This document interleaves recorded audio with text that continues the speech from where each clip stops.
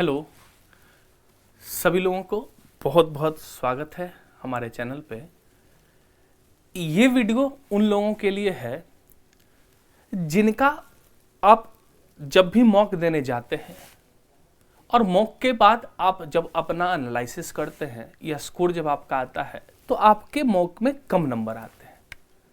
तो ये उन बच्चों के लिए है और बहुत इंपॉर्टेंट रखेगा आपके लिए, इंपॉर्टेंस रखेगा आपके लिए कि आखिरकार हम मॉक में अपना नंबर कैसे बढ़ाएं, किस प्रकार से हम अपने मॉक में नंबर अपना इंक्रीज करें। तो समझना मेरी बात को ध्यान से।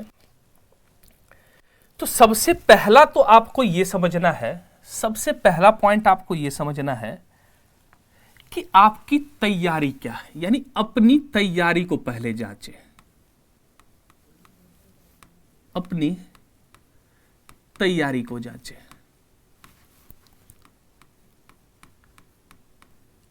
अपनी तैयारी को जांचें।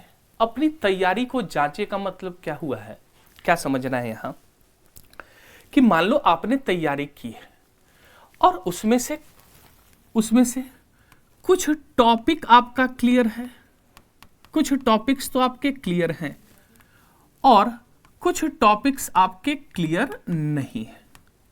सबसे पहला चीज कि कुछ टॉपिक क्लियर है, कुछ टॉपिक क्लियर नहीं है, और इसका जजमेंट सबसे अच्छा आप कर सकते हैं कि कौन सा टॉपिक आप पढ़ रखे हैं पहले से, कॉन्सेप्ट सारा क्लियर है, और किस टॉपिक का कॉन्सेप्ट हमारा क्लियर नहीं है। तो जिनका पहले टॉपिक नहीं क्लियर है, सबसे पहला तो वो जाके टॉपिक अपना क्लियर करिए। अब बात रहे कि जिनका टॉपिक क्लियर है, अब जैसे ही हम मॉक देने जाते हैं, मॉक दे के आते हैं, हर कोई बोलता है एनालिसिस करिए मॉक का। तो एनालिसिस हम करें कैसे? तो मान लिया जाए कि किसी सब्जेक्ट में 20 टॉपिक से आपका क्वेश्चन आया है, 20 टॉपिक से क्वेश्चन आया है और ये 20 का 20 टॉपिक आप पहले से पढ़ रखे हैं। जो नहीं पढ़ रखे हैं उनके लिए तो पहले पढ़ना है।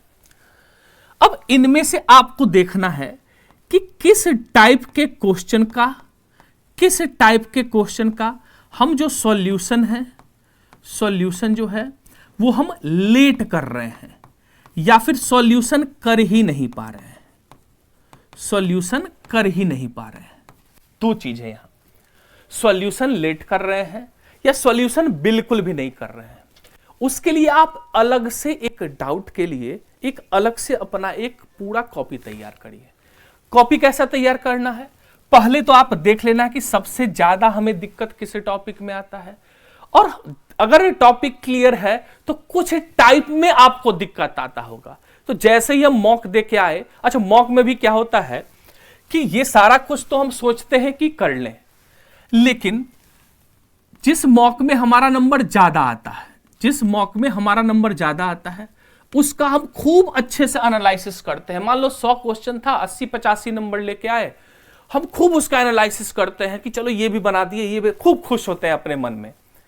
लेकिन जिस मॉक में आपका नंबर कम आ रहा है, जिस मॉक में आपका नंबर कम आ रहा है, इसका आपको सबसे बेहतर तरीके से एनालिसिस करना है। एक बात समझना कि अगर आप 1 घंटे का मॉक लगा रहे हो, 1 घंटे का मॉक लगा रहे हो, तो कम से कम 2 घंटे का इस पर एनालिसिस होना चाहिए। कम से कम 2 घंटे का इस पे क्या होना चाहिए? एनालिसिस होना चाहिए। पहला पॉइंट। मॉक, अब कुछ लोग क्या होंगे कि मॉक लगाना ही छोड़ देंगे, बिल्कुल नहीं। मॉक आप कंटिन्यूअस लगाइए। जितना आपके आंखों के सामने से क्वेश्चन गुजरेगा उतना आपके लिए एग्जाम में क्वेश्चन करना आसान होगा। यह बड़ा इंपॉर्टेंट रखता है। मॉक का तरीका क्या है? अब सर टाइम मैनेजमेंट कैसे करें? हम मॉक तो दे रहे हैं, टाइम मैनेजमेंट कैसे करें, टाइम का मैनेजमेंट कैसे करें? तो अब समझना मेरी बात ध्यान से। अगर हम मैथ्स की बात करें, मान लो एक सब्जेक्ट है मैथ्स का क्वेश्चन आया है, मॉक लगा रहे हैं, तो होता क्या है कि कुछ बच्चे क्या करते हैं कि क्वेश्चन कोई अटक गए किसी क्वेश्चन में, और कोई भी ऐसा एग्जाम नहीं है, मान लो अगर मैथ्स 50 क्वेश्चन आपसे पूछ रहा है तो 35 से 40 क्वेश्चन आपका आसान पूछता है। ये बिल्कुल आसान पूछता है, ये बिल्कुल आपका आसान पूछता है। 10 से 15 क्वेश्चन ही आपके कैलकुलेटिव हो सकते हैं या फिर हार्ड हो सकते हैं, कैलकुलेटिव हो सकते हैं या फिर हार्ड हो सकते हैं। तो आपको करना क्या है कि जब भी मॉक लगाने जाइए आप आसान वाला पोर्शन पहले चुनिए, यानी मैथ्स का आसान। अब ये नहीं कि आप एक बार फंस गए हैं किसी क्वेश्चन में तो आएंगे, उस पर भी टाइम देंगे, लेकिन पहले तो हम 35 से 40 क्वेश्चन को सेव कर लें। तो एकदम जिद्दी नहीं बनना है आपको, पहले आसान वाला क्वेश्चन आपको करते आना है, बाद बाकी जो 10-15 क्वेश्चन बच जाएगा। हो सकता है कि वो टाइम टेकन क्वेश्चन हो, ऐसा एग्जाम करता है कि कुछ क्वेश्चन आपको टाइम टेकन करने के लिए, टाइम बर्बाद करने के लिए देता है। तो इसके लिए एकदम तैयार रहिए। अब जब भी आप मॉक देने जाइएगा पहले आसान क्वेश्चन को आप करते आइए, और जैसे ही घर आए एनालिसिस जरूर करना, एक एक मॉक का आपको एनालिसिस करना है। एनालिसिस करने का तरीका क्या होगा, पहले अगर टॉपिक क्लियर नहीं है तो देख लेंगे कि किस टॉपिक से क्वेश्चन आ रहा है और कौन सा टॉपिक हमारा क्लियर नहीं है, पहले उसको अच्छे ढंग से पढ़िएगा। अब टॉपिक क्लियर है लेकिन कुछ टाइप के क्वेश्चन हमसे नहीं बन रहे हैं या फिर लेट से बन रहे हैं, तो उसको क्या करना है, उसको अपने टीचर के साथ या अपने साथी के साथ शेयर करना है कि ये क्वेश्चन हमसे लेट हो रहा है, क्या इसका कोई आसान तरीका है और बनाने का। और अगर कोई क्वेश्चन बन ही नहीं रहा है, सॉल्यूशन हमको जान ही नहीं रहे हैं, तो उस टाइप को आपको एक बार ढंग से समझ लेना है, पढ़ लेना है। तो सिंपल सी मॉक का यही फंडा है कि मॉक में आपको सीधे सीधी बात है, देखो मॉक में क्या होता है, किसी भी युद्ध की अगर हम तैयारी करते हैं तो युद्ध की तैयारी अभ्यास के दौरान ही किया जाता है, युद्ध के दिन तो सिर्फ प्रमाण दिया जाता है।